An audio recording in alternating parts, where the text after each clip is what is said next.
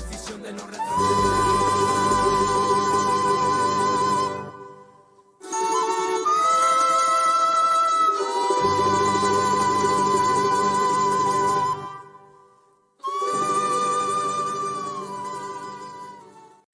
La seguridad social es nuestro derecho. Por eso defendemos al IES. La seguridad social en nuestro país se ve seriamente amenazada por quienes han venido administrando el IES. Es así que nuestra institución, en lugar de ver crecer su patrimonio, se ve seriamente amenazada por las continuas malas administraciones que lo han tomado como botín político para cumplir con objetivos personales y partidistas, llevándolo así al aniquilamiento a nuestro querido IES. El seguro no solo ha servido como caja chica para los distintos gobiernos de turno, sino que los mismos no han cumplido con lo que le corresponde al Estado, en unos casos con las aportaciones y en otros con el aporte a las pensiones jubilares. Solo para dar ejemplo, en el Seguro Social, sus directivos han utilizado la institución hasta para formar partidos políticos, como el caso de Ramiro González, hoy prófugo de la justicia por corrupción. Y claro, con la complicidad de los órganos de control.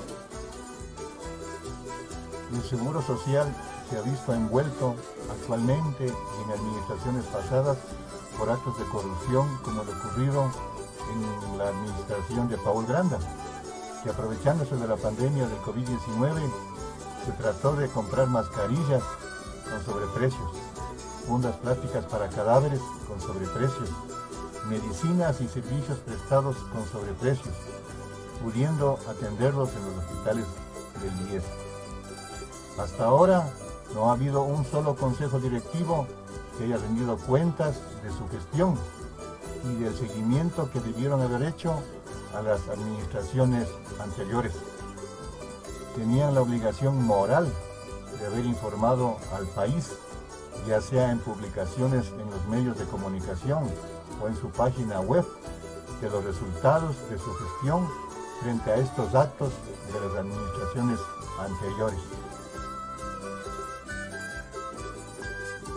Granda Moreno ha entregado los hospitales del IES a la partidocracia, a la derecha, para que atraquen los fondos del Seguro Social a cambio de apoyo político.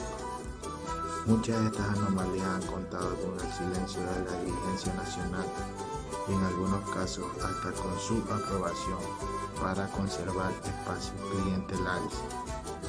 Actualmente Jorge Guates Rechuán, quien no reúne el perfil académico ni experiencia, da declaraciones públicas de que se debe incrementar el aporte de los trabajadores, que no se debe dar atención médica a los hijos menores de edad, que se debe incrementar los años de aporte, etc. Igual a la cantaleta de Paul Granda, quien dijo lo mismo cuando lo delegó el licenciado Lenín Moreno al Consejo Superior.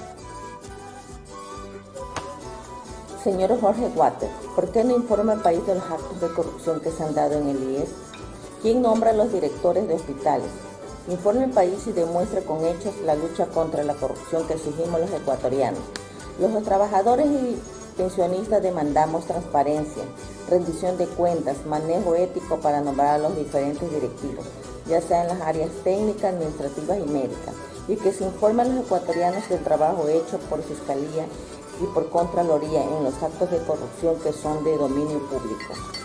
Rechazamos estos actos de corrupción y la forma dolosa con que se ha administrado el IES y se lo han repartido a mafias políticos partidarios, cuyo objetivo único ha sido saquear el Instituto de Seguridad Social. Gracias. Trabajadores y pensionistas proponemos conformación de una comisión política auditora que analice e informe de la sostenibilidad de la situación financiera y de la administración de los fondos e inversiones de la seguridad social. La administración debe pasar a manos de sus dueños, los afiliados y pensionistas. Funcionamiento permanente y regular del Congreso Nacional de Afiliados y Pensionistas, que, entre otras funciones, decidirá los objetivos y políticas del Instituto, así como recetará, evaluará y sancionará la administración del instituto cada año. Elección universal directa de los representantes, uno por los afiliados, otro por los jubilados y uno más por los campesinos y pescadores. Que el 10 sea banca de primer piso, donde los afiliados y pensionistas tengamos nuestras cuentas y derecho a servicios concomitantes. Que el 10 invierta en proyectos estratégicos a largo plazo para mejorar su rendimiento. Que los atracos o corrupción, el 10 sea delitos imprescriptibles.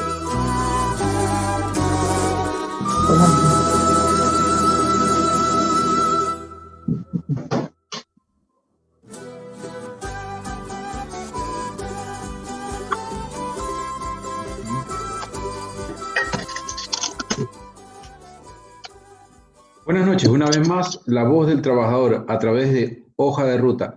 Hoy día vamos a tratar el tema el IES y su realidad económica. Nos acompaña en esta noche el ingeniero Edison Aguilar Santa Cruz, ex trabajador del Instituto Ecuatoriano de Seguridad Social por 24 años, formado en Medicina y Salud Pública. También nos acompaña Humberto Jacome, militante de causas populares, miembro de la Federación de Barrios Suburbanos de Guayaquil, asesor de la Federación de Empleados y Trabajadores de Salud del Ecuador, FEXAE, y miembro del Frente de Defensa del IES 15 de noviembre de 1922, capítulo Guaya. Junto a él nos acompaña el abogado Luis Ávila Linzán, de Acción Jurídica Popular. Es abogado de la Pontificia Universidad Católica de Quito, máster en Derecho Constitucional de la Universidad Andina Simón Bolívar, un diplomado en Derechos Humanos del Instituto Wallenberg de Suecia. Esta noche vamos a tratar el tema, como lo mencionamos antes, acerca del IES. Estimado doctor Edison, ¿qué acarrea la sostenibilidad del sistema de seguridad social?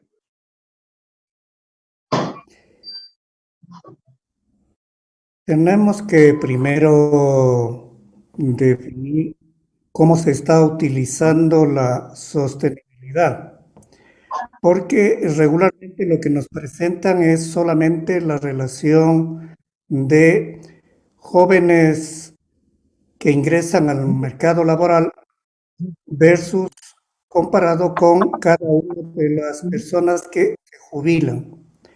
Actualmente, según el estudio actuarial 2018, la relación es de 6.93 jóvenes que ingresan al mercado laboral y por cada persona que se jubila en el mismo periodo. Pero esto simplemente nos dice que si es que se mantienen las condiciones actuales, sobre todo del empleo, esta tasa de sostenibilidad no va a resistir en el tiempo y se va a ir reduciendo y va a ser inviable al seguro social. Lo que no se dice es que esta tasa es afectada fundamentalmente por el empleo.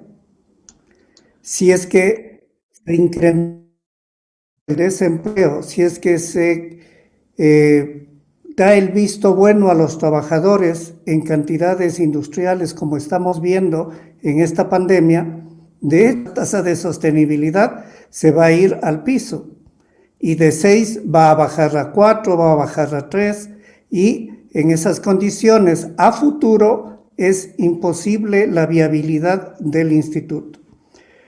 Lo que nos están también ocultando es que esta situación, si se la ve bien, es provocada. Si nosotros sabemos que la tasa de sostenibilidad nos dice cómo está la economía, cómo está el empleo, cómo está la calidad de vida, cómo están los servicios de atención a la enfermedad, los servicios médicos, porque eso tiene que ver con la esperanza de vida, con la posibilidad de trabajo y seguimos manteniendo que en condiciones normales, sin pandemia, 3 de cada 10 personas en edad de trabajar consiguen empleo formal. Es decir, 7 quedan fuera del mercado formal de trabajo.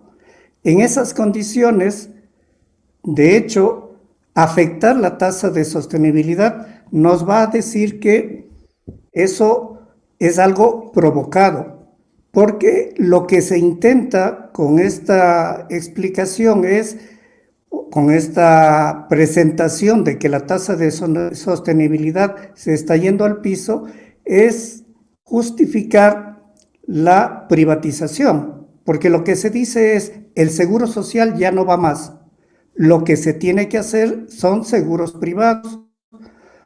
Lo que se tiene que hacer, si se quiere sostener al seguro como está, es la tasa de aportes, ampliar la edad de jubilación, reducir las pensiones, dejar fuera al seguro social campesino, no atender más que al afiliado en el seguro de enfermedad. Es decir, esto es lo que está detrás de esta discusión de la tasa de sostenibilidad. Ok, Edison. Humberto, ¿está financiado o está desfinanciado con vistas al futuro el IES?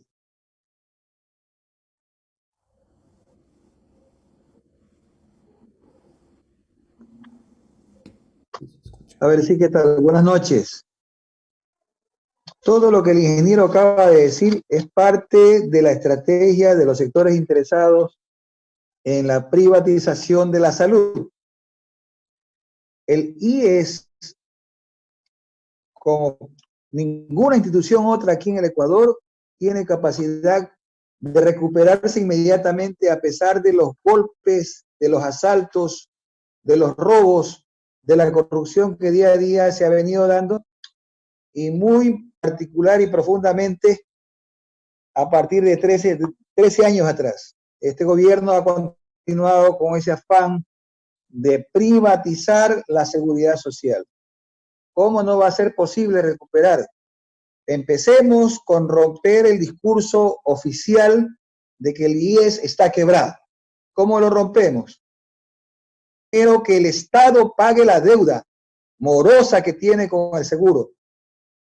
Lamentablemente todos los gobiernos, todos los gobernantes creen, y lo han hecho abusivamente, de que el seguro les pertenece, que el Instituto de Seguridad Social les pertenece, y delegan a cualquier pelafustán a la dirección de esa institución, violentando lo que la misma ley de seguridad social, lo que la misma Constitución ordena, es una institución autónoma que es de los trabajadores y se regirá por un gobierno tripartito en este caso.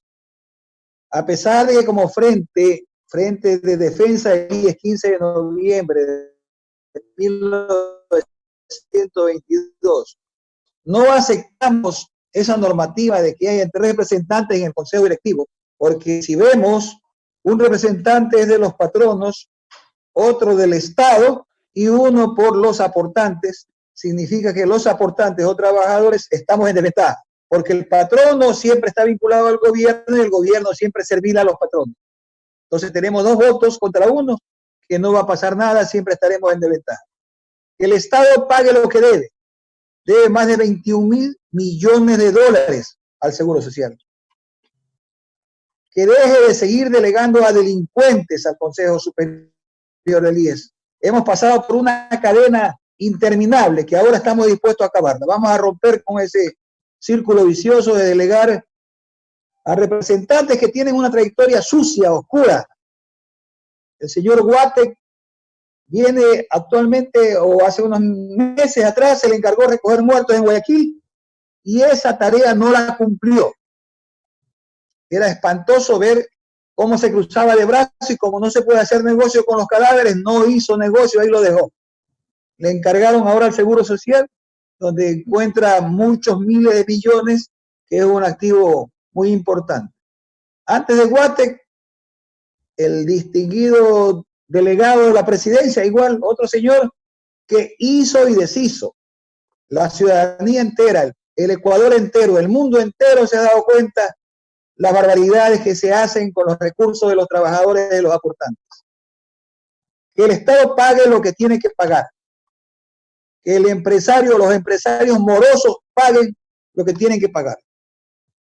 Con ese capital, y que se rompa la disposición de Correa de impedir la reinversión del capital, porque desde el tiempo del correato se le negó al seguro la opción de seguir invirtiendo en actividades empresariales y se obligó a vender a precio de gallina apestada, como decía aquí, todos los bienes que tenía. Se vendió la cementera, se vendió el Hotel Quito, se han vendido muchas empresas, claro, a los amigos del gobierno. Entonces, lo que todo el Ecuador debe estar convencido es que plata suficiente tenemos en el Seguro Social. El cuento de que el seguro no tiene plata solo es un argumento para ir en la campaña de privatizarlo. Y como que nos harían un favor, esas benditas financieras que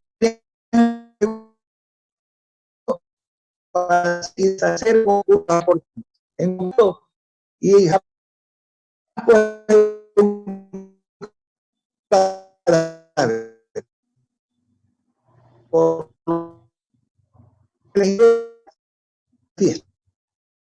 Ok, no sé Humberto. si eso basta o esperar. Gracias, Humberto. Abogado, ¿Ya? ¿cuál es el marco legal del IES actualmente en el Ecuador? Buenas noches, ¿cómo están, queridos amigos? Como siempre, qué gusto estar con ustedes. Miren, a nivel constitucional, es muy claro lo que el legislador constituyente definió respecto de la seguridad social. Tres niveles de desarrollo constitucional que además obligarían a que esto no se pueda modificar con una simple consulta popular, como por allí dijo Jaime Nebot esta semana cuando anunció que no va a participar como candidato presidencial, ¿no? Y está proponiendo que se haga una consulta popular con la que él pretende, con muchos sectores oligárquicos del país, modificar, entre otras cosas, la seguridad social, que es un botín que desde hace mucho tiempo quiere tener el sector privado. No olvidemos que al menos la cartera, digamos, corriente que puede manejar la seguridad social está alrededor de los 20.000 millones de dólares, que es un botín bastante codiciado por varios sectores empresariales y bancarios de este país. Entonces es un buen negocio el apoderarse de la sociedad, de la seguridad social. Tres niveles que son importantes tener en cuenta que desarrolla la Constitución respecto de la seguridad social. Lo primero es que es un deber del Estado, ¿ya? Y además la propia Constitución dice que es un deber exclusivo del Estado el manejo y la gestión de la seguridad social, ¿ya? De hecho, es una obligación excluyente y exclusiva del Estado central manejar la seguridad social, ¿ya? Entonces eso hace imposible un proceso de privatización, en principio, ¿ya? Imposible desde el punto de vista constitucional. En segundo lugar, dice claramente la Constitución que la seguridad social es un derecho social que está relacionado con un sinnúmero de derechos que son importantes para el mantenimiento de la vida, ¿ya? Entonces, la seguridad social se relaciona con el trabajo, con el derecho a la vida digna, con la protección de determinados sectores y grupos de atención prioritaria, personas con discapacidad, personas con capacidades especiales, mayores adultos, ¿ya? Entonces, no es cualquier tipo de derecho, es un derecho prestacional, pero que está relacionado íntimamente con otros derechos que son importantes en conjunto para generar ese ideal de bienestar social. Entonces, cualquier cambio que se quiera hacer a la seguridad social tiene que fijarse en los grandes pilares que manejan, que permiten el funcionamiento de la seguridad social, particularmente el principio de solidaridad, ¿ya? Que es uno de los principios que se verían afectados si se intenta privatizar la seguridad social en el país. Y la tercera cosa que hay que tener en cuenta respecto del marco general constitucional respecto de la seguridad social es que además la propia Constitución establece que el régimen específico en el que se administra o debe administrarse la seguridad social es un régimen estatal y autónomo de los gobiernos de turno. ¿ya? Que es una de las cuestiones que lastimosamente en Ecuador no se ha logrado todavía desarrollar. Recuerden ustedes que en los años 80 el Seguro Social era una especie de caja chica del gobierno que le permitía tomar directamente fondos del Estado, de la Seguridad Social, para cubrir déficits fiscales y algunas obligaciones, inclusive respecto de tenedores de bonos y de deuda externa, ¿ya? Eso permitió un proceso de descapitalización del Seguro Social. Luego se hicieron varias reformas en los años 90 que de alguna manera limitaron el acceso del gobierno de turno a los recursos del Seguro Social, ¿sí? Pero a pesar de que ha habido reformas, inclusive en la década pasada, hubo reformas bastante fuertes para evitar el uso de fondos públicos por parte del gobierno nacional. Sin embargo, se crearon algunos mecanismos, digamos, para evadir de manera indirecta esos controles o esos candados legales y constitucionales, ¿ya? Entonces, por ejemplo, la emisión de bonos, los gastos de inversión que son aprobados por el directorio del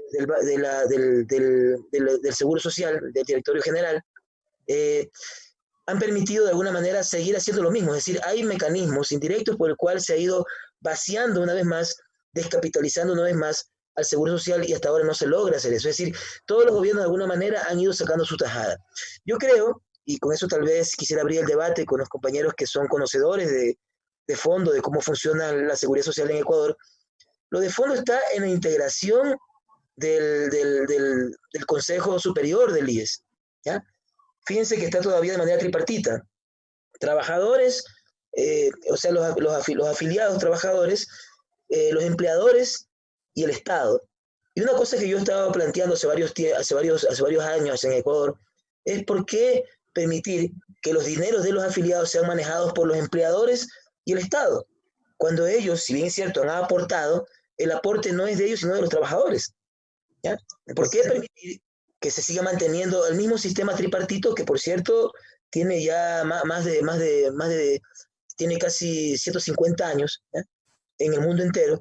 ¿Por qué se quiere seguir manteniendo el mismo esquema cuando en realidad el dinero aportado que manejan el Seguro Social es de los trabajadores? Es decir, son los trabajadores quienes tendrían que autogobernar esos fondos públicos para evitar que sea el Ejecutivo o sean los empleadores quienes direccionen el dinero para negocios particulares, ya sea de los empresarios o ya sea el gobierno de turno.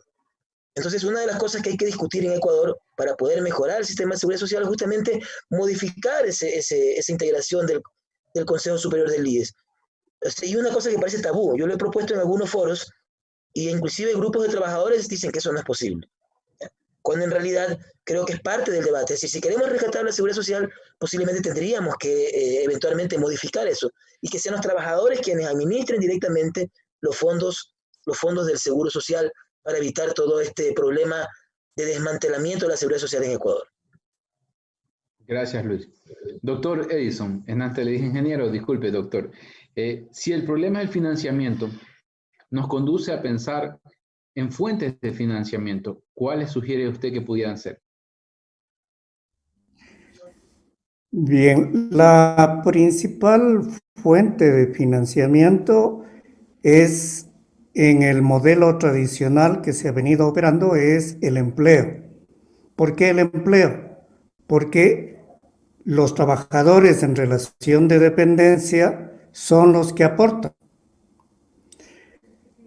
Eso quiere decir que si es que se incrementara el empleo, se incrementarían los afiliados y se estaría robusteciendo el financiamiento de la institución. Sin embargo, dadas las condiciones de nuestro país, dadas las condiciones de la evolución histórica del IES, nosotros podríamos afirmar que se trata de una institución totalmente ecuatoriana, diríamos así, porque es totalmente diferente al Seguro Social que vino desde Europa, es distinto a los seguros sociales que se establecieron en nuestro continente. ¿Por qué? Porque no empezaron por los obreros, empezaron por empleados públicos, la caja de pensiones, y empleados públicos y militares. Entonces, hay que tomar en cuenta que, por otro lado, también nunca se separaron salud y pensiones, y tenemos adicionalmente un seguro muy especial que es el Seguro Social Campesino. Es decir, tomando en cuenta estas consideraciones, además de que hay un detalle que aparentemente es solamente de palabra, pero tiene mucha importancia. En Europa, el modelo original lo que hacía era un financiamiento tripartito, es decir, el empleador, el trabajador y el gobierno. Pero aquí en este país nunca, desde el comienzo, el gobierno ha financiado o ha aportado para el seguro social. Porque es diferente, y los economistas saben muy bien eso, es diferente aportar, financiar, es decir, correr el riesgo hoy para lograr tener un financiamiento de una prestación a futuro. Lo que ha hecho el gobierno, y viendo las escasas pensiones que se comenzaron a generar, es pagar, que es distinto a financiar, el 40% de las pensiones. Eso debe modificarse, tiene que replantearse, va a aportar el seguro, el gobierno al financiamiento, es decir, va a ponerle en el presupuesto como parte, la tercera parte del financiamiento del seguro, o se tiene que replantear ese financiamiento. ¿Cómo se podría replantear ese financiamiento? Que habrían dos posibilidades. La una sería el empleo, es decir, ampliar el empleo. Como en un país con las condiciones que tenemos, una posibilidad sería bajar la jornada laboral manteniendo el salario. Es decir, ampliar el número de trabajadores formales. Si nosotros reducimos, porque no es ninguna novedad, en algunos países ya se está haciendo, a 6 horas, se podría ampliar la capacidad de producción y de consumo de todos los trabajadores. La otra opción sería, en cambio, replantear el crecimiento, el fortalecimiento financiero del seguro, no en base o con base en el empleo, sino con base en el trabajo. Y ahí tenemos una ventaja, porque todos en este país trabajamos. Los trabajadores informales, los campesinos, los artesanos, los pescadores, las personas que realizan trabajo doméstico no remunerado, es decir, todos trabajamos y como deberíamos estar afiliados y tener la protección social que es el seguro social. Eso significa generar otras formas de afiliación. Por ejemplo, para la población informal, la mayoría de la población informal está organizada, porque es una característica muy propia de este país. Los trabajadores informales están organizados y se podría adoptar el mismo modelo que tenemos del Seguro Social Campesino, donde se afilian las organizaciones y se protege a la familia. Entonces, ahí ya tendría otro tipo de participación el gobierno, porque tendría que aportar por aquellos que ya está hoy en la ley y que no cumple el gobierno, que es aportar por aquellos que no pueden aportar para cuidar en pensiones y en salud, para evitar que, por ejemplo, a futuro no sigamos manteniendo lo que sucede hoy. De cada 100 personas mayores o adultos mayores, solamente 11 reciben pensión porque han sido afiliados al Seguro Social. Los 89 restantes no tienen esa protección, no tienen pensión. Eso debemos cambiar. ¿Cómo? Fortaleciendo, sea por vía del empleo o por vía del trabajo. Esa sería una propuesta. Gracias, Edison. Humberto. Las propuestas respecto a aumentar las aportaciones, el tiempo de servicio para jubilarse, para financiar las pensiones jubilares, ¿es la propuesta correcta?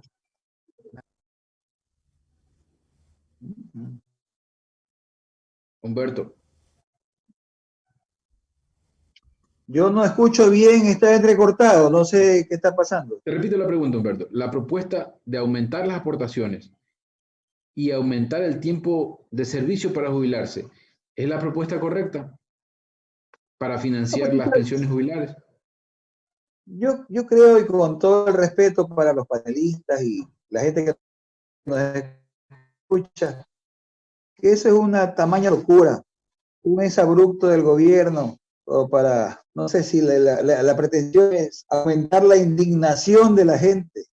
Lo que está diciendo el ingeniero muy acertado, solo que valdría precisar en que el servicio que dé el Seguro Social, y así dice la Constitución y también la norma del seguro, de la Seguridad Social, es que toda prestación debe estar financiada o autofinanciada. Si no tiene eso, pues estamos sumando o alimentando esta debacle económica que se está produciendo en el seguro. Yo no le veo mal incorporar más trabajadores informales en el derecho.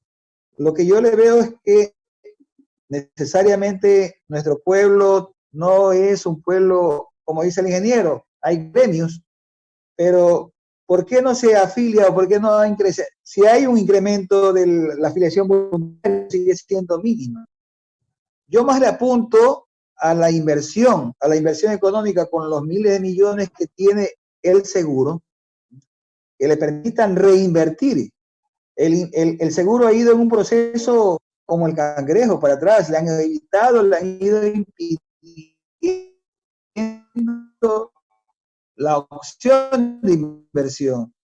El capital se ha limitado, el capital que el PIB se ha limitado básicamente a los préstamos a los afiliados, préstamos hipotecarios, hidrografarios, ayudas, pero ya no entra en esa empresa que tenía siempre el seguro de invertir en bienes, de capitalizar lo que tiene. Hasta ahora los trabajadores que somos los dueños de la plata que está en el seguro, no conocemos las auditorías, las autoridades que hay. Se nos dice una cantidad, se nos dice otra, y seguimos en el limbo.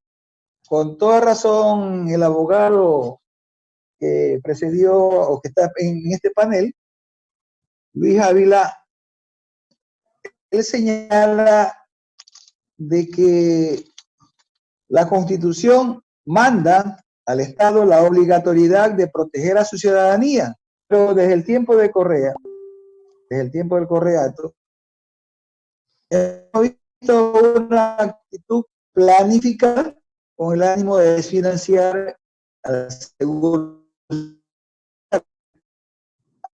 Más de la plata. Bueno, Humberto está teniendo problemas técnicos. Abogado, me ayuda con algo. En el 2015 la Ley de Justicia Laboral retiró el aporte del 40% del Estado. En marzo del 2018 la Constitución devolvió este aporte, pero lo dijo que fuera a partir del 2019. ¿Qué pasó? ¿Hay un vacío legal ahí? ¿Podemos decir que el aporte debe ser desde el 2015? ¿Aló? ¿Estamos? Perdón, creo que Humberto sigue con problemas con el audio. Sí, estoy mejor, no se me escucha. No se escucha casi Humberto, nada. No sé si se escucha. Humberto, creo que es tu internet el que está fallando. Abogado, seguimos con la pregunta. Ahora. Ok. Ya estoy mejor, ¿no? Miren, hay un problema. Habla el abogado, hablo yo. Sí, aló. Bueno. Abogado, Miren, abogado. Yo quisiera conectar la pregunta que tú haces, Armando, con lo que planteaba Edison. O sea, yo digamos, un tema que me parece interesante de lo que Edison plantea es esta idea de cómo darle sostenibilidad técnica permanente al IES. Y hay algunas distorsiones, es decir, una de las distorsiones, y estoy de acuerdo con lo que plantea Edison, bueno, tal vez él en su experticia lo puede explicar mejor, eh, el pagar es distinto a financiar, es decir, hay un problema allí. Pareciera que ese 40% en realidad en su momento generaba una distorsión, porque es una especie de mecanismo para tapar un hueco, ¿no? Un hueco que se ha generado porque se ha ido haciendo insostenible el seguro, económica y técnicamente, por lo que hemos conversado. Es decir, hay un uso irregular, digamos, de dinero por parte de diferentes regímenes que han estado al frente del seguro, y porque en realidad, pues bueno, hay que también tener en cuenta algo que planteaba Edison. O sea, el mercado laboral ecuatoriano es un mercado informal en su mayoría, ¿ya? Y tal vez lo que no se ha logrado hacer es que el seguro se adapte a algunas de esas realidades de ese mercado informal, porque ciertamente, pues, a diferencia de lo que sucede en Europa, donde la mayor cantidad del mercado es formal, entonces es mucho más fácil que se tenga sostenibilidad.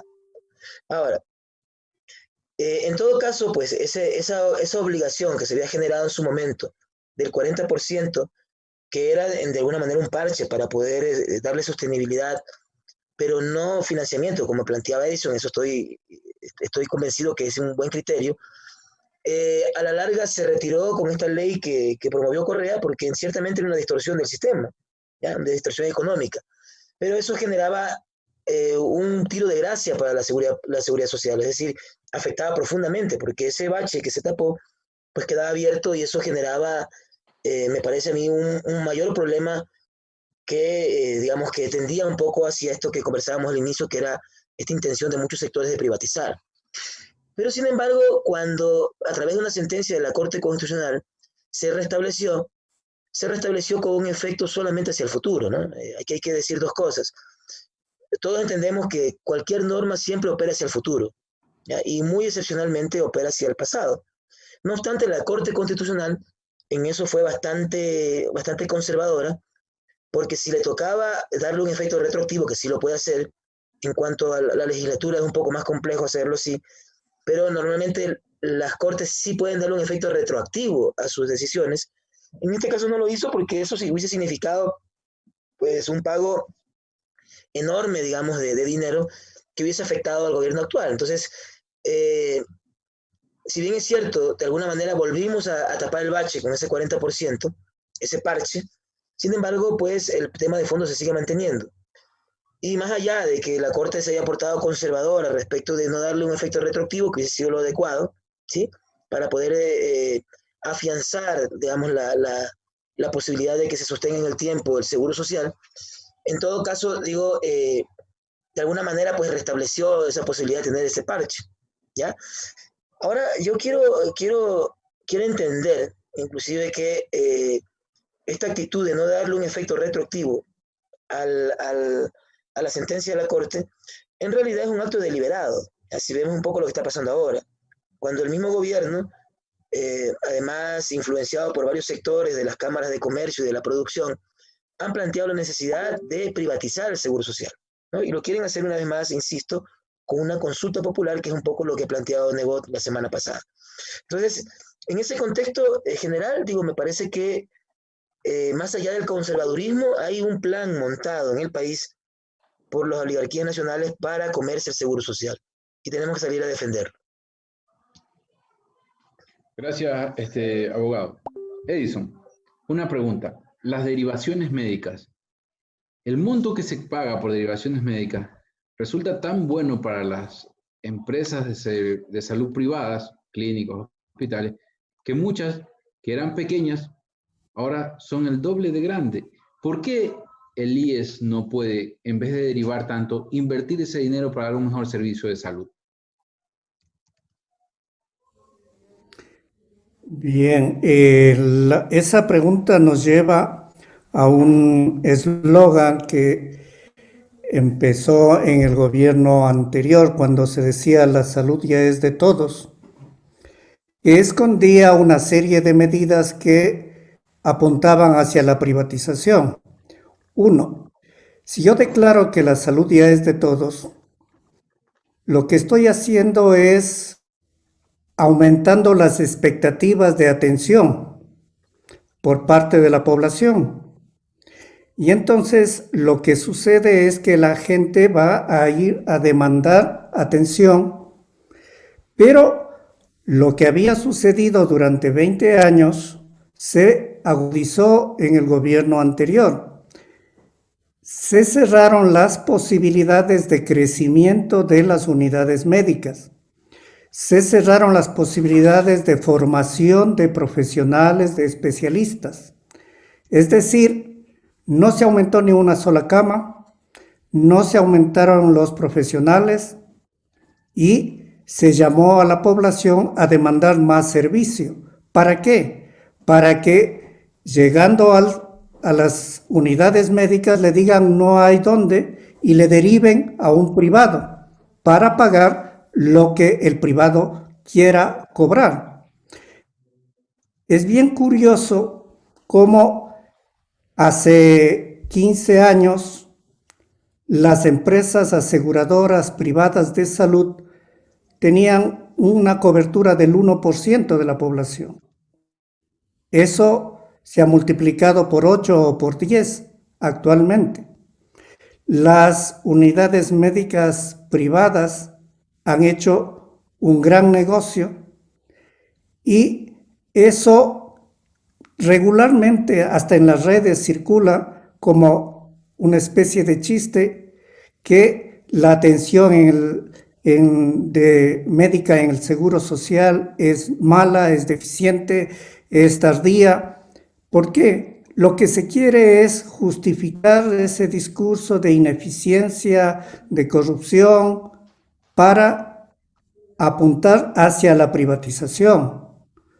También se propone la separación, decir, no, una cosa son pensiones y otra cosa es salud. Y mejor si todos vamos al ministerio. ¿Por qué? Porque en el ministerio tampoco hay atención y entonces todos tendrán que ir a un seguro privado. Entonces, esa ha sido la estrategia y de hecho se está en deuda con las clínicas privadas para justificar precisamente esta privatización. Gracias, Edison. Humberto, durante los diferentes plantones que ustedes vienen haciendo frente al IES cada martes, ¿cuáles son las principales exigencias que ustedes tienen?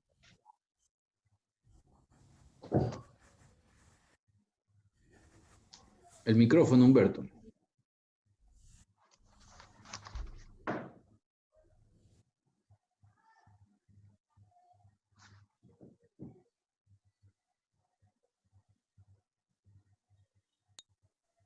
Ya. Sí. En los plantones que de manera regular, ordenada y frecuente se ha hecho durante todo el año 2019 y hemos proseguido en este año 2020, tenemos muy claro de que primero hay un descontento a nivel de la masa jubilar y una preocupación de los activos de lo que está pasando con el seguro. En virtud de eso, el año pasado nosotros pusimos una demanda ante la Asamblea Nacional por incumplimiento de la resolución de la Corte Constitucional del año 2016, donde disponía o ordenaba a la Asamblea crear la normativa para que el seguro funcione obligatoriamente con su Consejo Superior Tripartito, de manera urgente. Se presentaron los documentos en la Asamblea, pero como sabemos, estos documentos hasta ahora duermen el sueño de los justos. Luego pusimos otra demanda en la misma Corte,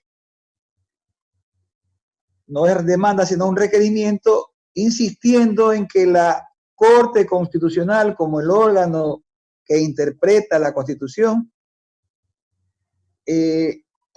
exija a la Asamblea el cumplimiento de la norma ya, de la disposición, de la resolución del 16 y que no se ha cumplido todavía. Pero como vemos, es que yo a los dos compañeros que me comparten este coloquio, quisiéramos hablar morochamente. Permítanme pero en este país hemos visto que hubo en la década anterior una corresponsabilidad, un amarre entre las diferentes funciones, de tal forma que una resolución que emita la Corte Constitucional, como la que está hablando el abogado Ávila, va con piola, es decir, dice una cosa pero no dice el resto, y no es porque le preocupa el presupuesto del Estado. Yo creo que sobre lo que puedan manejar las cantidades económicas debe primar el derecho. Si la Corte Constitucional, órgano encargado de hacer velar los derechos que están en la Constitución, no es su tarea pues ver si el Estado tiene para pagar o no. Y por eso es que declaro que el 40% se pagará a partir de ahora. No, yo creo que es un derecho violentado y la Corte lo que tiene que emitir es su fallo en función de lo que dice la Carta Magna. Hemos puesto esos dos documentos y yo sé que incluso ahorita ya a nivel de Quito se volvieron a presentar por otras organizaciones el mismo requerimiento, el cumplimiento para que se nomine al representante de los aportantes, pero vemos que de esto vuelve a estar en el congelador, no hay quien le interesa, no hay a quien le interese, no hay una fuerza, un organismo que le interese realmente reactivar o hacer respetar el derecho de los afiliados, porque hay, vuelvo a decirlo, hay un compromiso a la final del reparto, ¿no? Del reparto de lo que los recursos del seguro en sí mantiene. Eso básicamente, pero vamos a seguir con otras acciones. Lamentablemente ahorita el problema sanitario que está viviendo la capital y algunas provincias impiden la movilidad, impiden concentrar gente a nivel masivo, pero apenas se mejoren las condiciones en Quito, los jubilados y los activos que tenemos vinculación con el Seguro Social, vamos a convocar a una gran marcha en Quito, a una gran marcha donde, porque decimos, sabemos y estamos conscientes, en nuestro sistema no basta con tener la razón, hay que tener la fuerza para imponerla. Sabemos de que lo que estamos hablando aquí es cierto, es correcto, pero eso cae en oídos sordos. A nadie le interesa, el gobierno está en su campaña de cumplir al pie de la letra lo que le ha dicho el Fondo Monetario y los empresarios. Y por supuesto, en virtud de las grandes cantidades de dinero que adeudan a la Caja del Seguro, al Seguro Social, les interesa que esto se privatice, que desaparezca, pensando que de una forma desaparecerían sus deudas. Entonces, estamos preparando acciones, estamos esperando que pasen los tiempos, que se mejoren las condiciones sanitarias, más que nada en la capital, y convocaremos a una marcha nacional en Quito. Gracias, Humberto. Abogado, cuando una persona natural tiene alguna mora patronal en el IES, específicamente un caso del cual no voy a dar el nombre, pero nos comentaba que había salido un contrato, se había afiliado, se había terminado el contrato y tuvo 3 o 4 meses en mora. Inmediatamente el IES y sus abogados la llamaron, le bloquearon las cuentas, le cobraron de todas las formas, le pasaron a coactiva. Pero con los grandes empresarios que en el 2019 llegaron a más de 200 millones de dólares en mora patronal, ¿por qué no se llevan adelante esas acciones? ¿Por qué es tan rápido con las personas naturales y no con los grupos económicos del país? Sí, lo que pasa es que mi criterio es que hay un sistema de corrupción dentro del IES respecto de las glosas. De hecho, estoy llevando un caso ahora de una persona que está siendo afectada de esa manera, ¿no? Fíjense, la lógica digamos, actuarial del Seguro Social para el cálculo de la mora patronal se hace de la siguiente manera. Ellos, supongamos, si se tiene un sinnúmero de aportaciones para tener el derecho a la jubilación de la persona, pero el empleador se olvidó de pagar o no pagó a tiempo una sola prestación, ¿ya? Ellos entienden que eso afecta en su generalidad a todo el fondo y hacen un cálculo general de todo el fondo y le combinan a pagar una glosa por el total de todas las aportaciones, ¿ya? Como que si no hubiese pagado ninguna de todas las aportaciones. Supuestamente eso se hace como un mecanismo para obligar a los empleadores digamos, a tener responsabilidad respecto del pago a tiempo de las prestaciones. Inclusive esas prestaciones a veces se han pagado luego, ¿no? Es decir, no es que no se han pagado, no que se pagaron a destiempo. Pero digamos, la glosa total opera sobre todas las aportaciones. Entonces, una persona que se olvidó de pagar o no pudo pagar a tiempo una aportación, pensemos, de $80, le das una glosa por $25,000, le calculan el total, ¿ya? Pero claro, eso no es que, digamos, sea una cuestión eminentemente técnica. ¿Por qué se hace eso? Porque inmediatamente cuando se da la glosa, hay algunos funcionarios del IES que le van a buscar a la persona y dicen, oigan, usted tiene una glosa por 25,000. Vea, si quiere que la arreglamos, usted me paga 5,000, yo le bajo la glosa y todos estamos contentos aquí, ¿ya? Eso es un poco lo que está pasando ahora, es lo que le pasó a mi cliente, a quien le estoy llevando una acción de protección, ¿ya? Porque le están tratando de obligar a pagar ese valor cuando se atrasó en el pago de 2 cuotas, ¿no? Que sumaban en realidad algo así como $150, ¿ya? Entonces, la lógica es que supuestamente se puso en peligro la jubilación del trabajador y se puso en peligro todo el fondo. Entonces, hoy, esta semana, justo yo conversaba con un especialista en seguridad social sobre el tema y me dijo que eso es parte de una corruptela. O sea, internamente se ha demostrado con números cuál es la afectación real cuando una persona deja de pagar y entra en mora patronal, ¿ya? Son centavos lo que se afecta realmente al fondo en su totalidad, ¿ya? Es decir, eso se hace un cálculo a través de algunas resoluciones que ha emitido el Consejo Superior del IES en su momento, pero forman parte de un sistema de corrupción total donde se está tratando de chantajear a los ciudadanos. Es una cosa que hay que investigar y sancionar en su momento a todas las personas implicadas. Esto que le está pasando a mi cliente le pasa a miles de personas que son empleadores y que son chantajeados con este tipo de prácticas dolosas de ciertos funcionarios de la seguridad social. Hay toda una mafia interna que está propiciando esto, ¿ya? Ahora, ¿por qué eso no ocurre respecto de los empleadores, no? No ocurre justamente porque los empleadores controlan de que eso no ocurra dentro de la seguridad social, pues tienen un voto, ¿ya? Un voto que además tiene muchísima fuerza. No se olviden que en gran medida parte de la descapitalización del IES es porque se ha direccionado dineros para inversiones privadas que representan los intereses de esa persona que además es el representante de los sectores privados de empleadores dentro del Seguro Social. Es decir, ahí hay todo un círculo mañoso de mucha gente que está aprovechándose de los dineros de la seguridad social.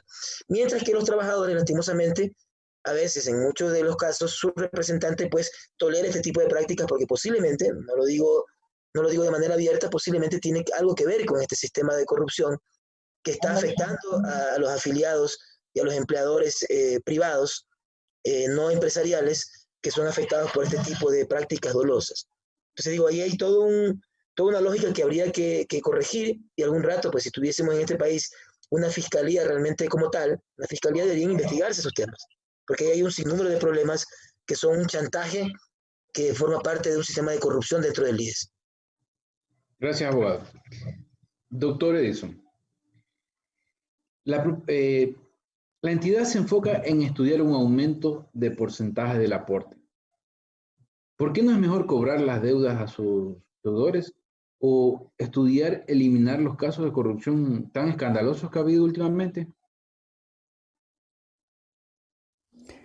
Eso ya lo vienen proponiendo los compañeros trabajadores, los dirigentes sindicales y toda aquella persona que tenga un mínimo de juicio, porque es lo más lógico, cobrar a quien deben y cobrar a los grandes deudores, la mora patronal, la deuda del gobierno. Pero eso también nos demuestra que este es un asunto político, no es un asunto legal, no es un problema de resistir, de oponerse, sino de retomar la iniciativa desde los trabajadores, desde los asegurados, desde los afiliados, para, por un lado, no hacerle el juego a ese discurso de que ya está en quiebra o que no liquidez el seguro, porque eso es justificar las propuestas de privatización. Tampoco hacerle el juego a la división que se está planteando. Nos dicen, para pagar las 13º, 14º a los pensionistas, lo que vamos a hacer es incrementar la tasa de aportes. Eso es dividir a los asegurados. Cuando nos dicen que el seguro campesino nos cuesta demasiado y entonces debería irse al ministerio a cualquier otro ministerio, nosotros no tenemos nada que ver, que les atiendan, o que igual con los discapacitados y todo lo demás. Eso es hacerle el juego a la división que se pretende. Y lo mismo podríamos decir que hay que tener mucho con la corrupción, porque nos da la impresión de que esa corrupción es administrada, es gestionada. Ellos saben cuándo hacer el escándalo y van de escándalo en escándalo para distraernos, mientras las decisiones fundamentales se toman por otro lado. Es decir, este es un asunto político y como tal hay que tomarlo. No hay que despreciar todas las reformas legales que se tienen que hacer, exigir el cumplimiento de la Constitución, de la ley, pero fundamentalmente se tienen que replantear políticamente esa correlación de fuerzas y obligar a que se amplíe el seguro social, se proteja el seguro social y se protejan nuestros derechos. Gracias, Edison. Humberto, la deuda consolidada del Estado al IES, ¿podría decirnos usted cuál es el valor aproximado? ¿Y de dónde sale esta deuda?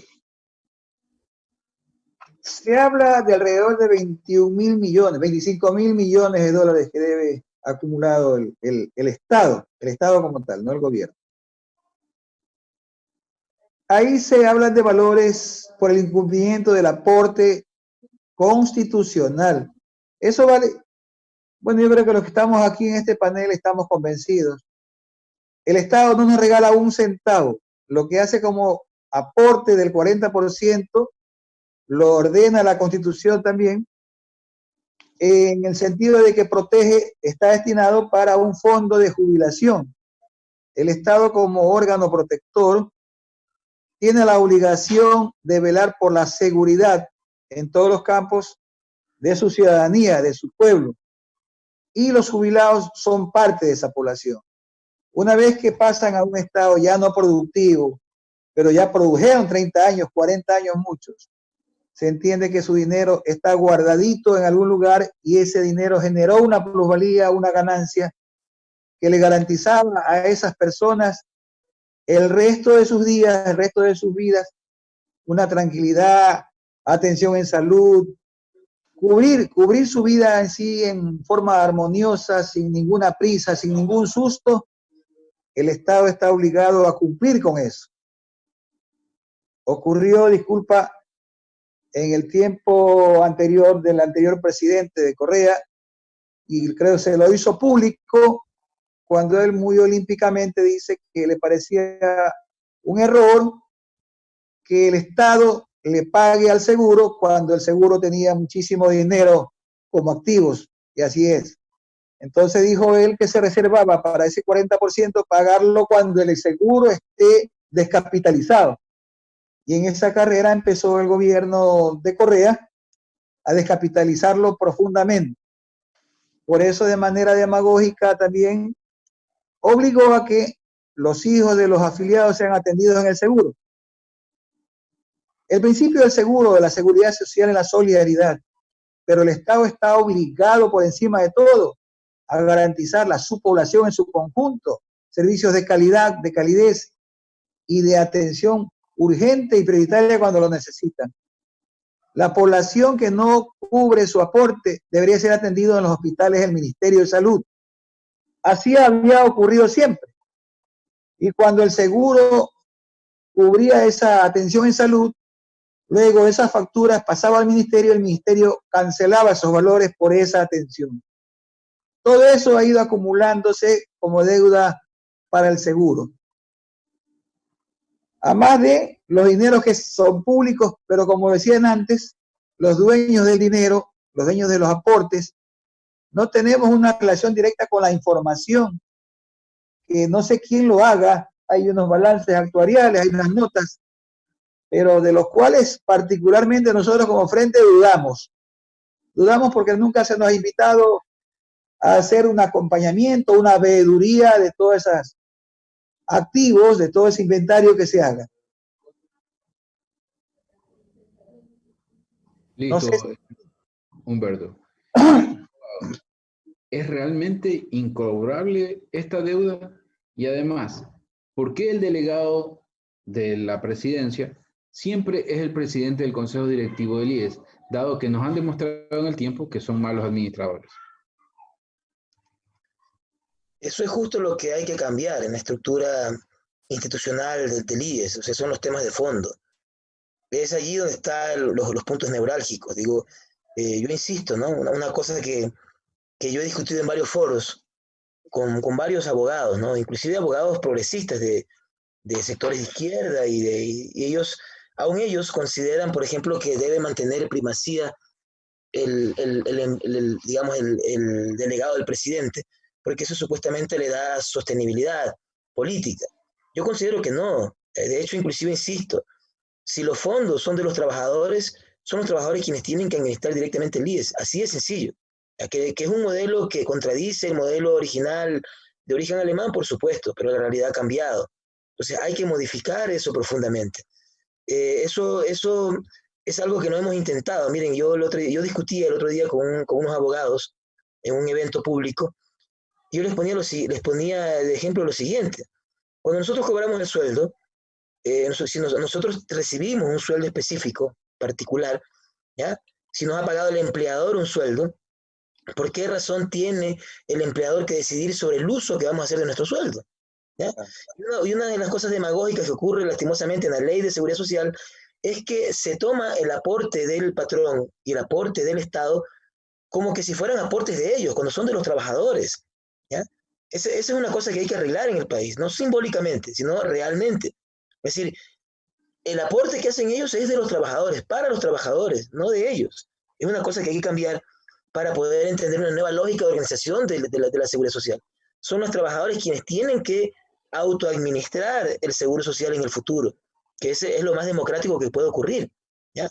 Porque, digamos, la lógica sigue siendo todavía muy al estilo del modelo original, cuando coincido con lo que planteaba Edison, el modelo latinoamericano tiene sus propias particularidades. ¿Por qué no pensar en un seguro social manejado solo por los trabajadores? ¿Ya?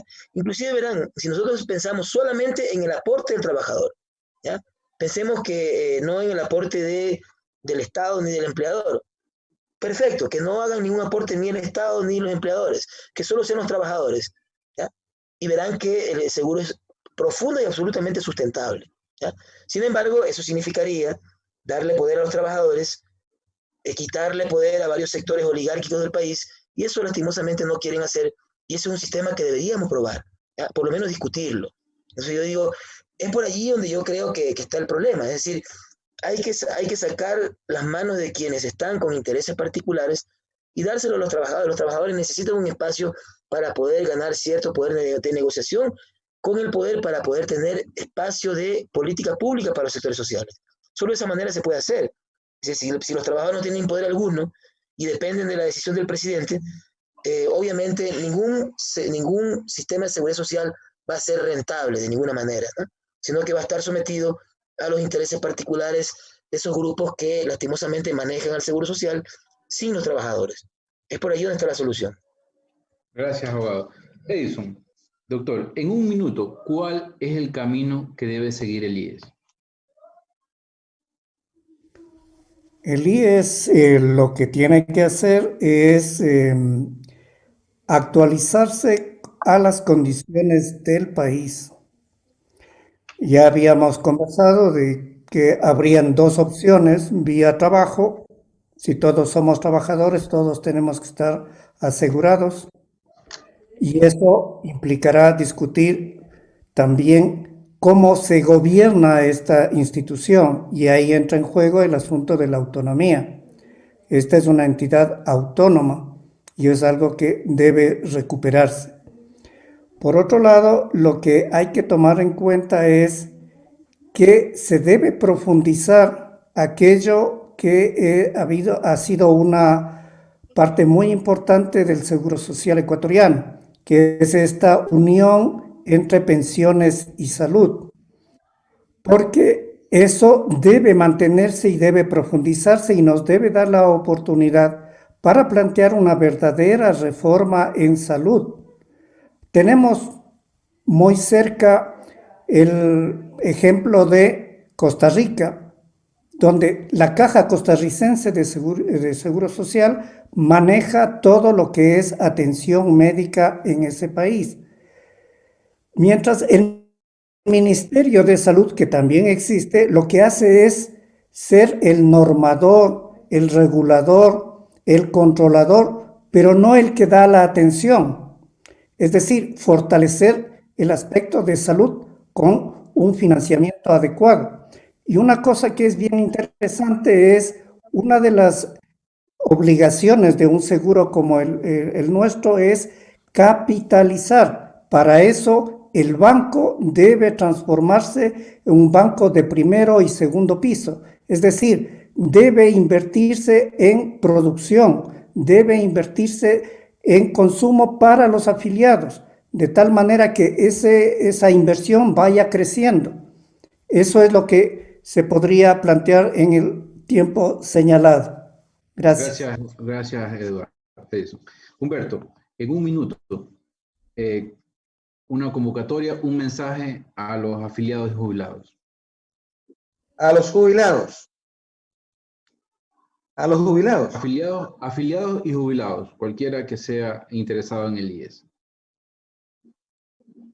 Que los tiempos apremian, que las amenazas contra la seguridad social no son cuentos, no es una mentira, que cada día nos desayunamos con un escándalo y como decía el ingeniero Edison Aguilar, todo esto es parte de un trama muy bien armado, porque lo hacen con el ánimo de distraernos.